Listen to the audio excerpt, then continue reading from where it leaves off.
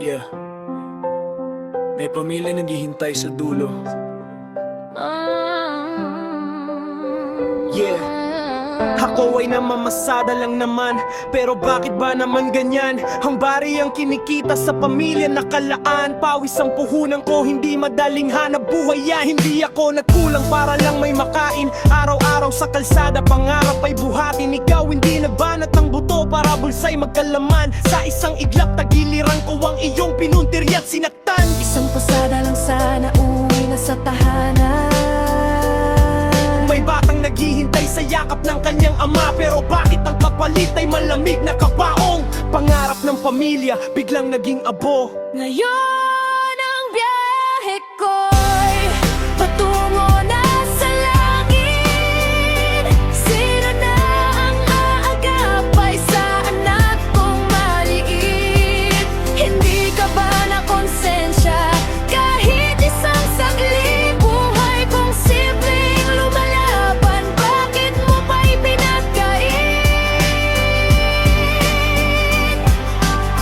Hindi lang ako ang iyong pinatahimik sa dilim, pati pangarap ng pamilya ko'y unti-unting nawaglit. Asawang umiiyak, anak na walang masilungan. Isang maling desisyon habang buhay ang kaparusahan. Hindi pera ang sukatan ng tunay na katapangan. Mas matapang ang taong lumalaban ng mararalang destinasyong mamakahon sa hirap ay biglang naglaho. Sa isang gabing madilim, lahat ay nagbago.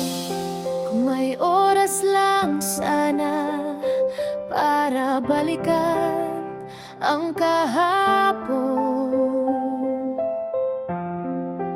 mas pipiliin kong yakapin ang pamilya sa maghapon.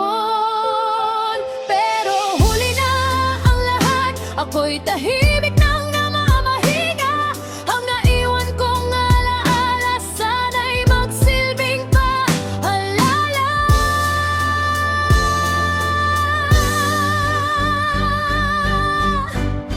Ngayon ang huling biyahe ko'y patungo na sa langit. Ang manibela'y binitawan, ngunit alaala'y titipikin sa bawat soper na lumalaban para sa pamilya. Nawa'y makauwi silang ligtas sa bawat biyahe nila. Hindi lahat ng bayani may medalya sa dibdib. May ilan ay simpleng tsuper na lumalaban ng tahimik. Respeto sa bawat buhay. Ito ang bilang at ang nalon. Dahil ang bawat huling biyahe, may pamilyang naghihintay sa dulo.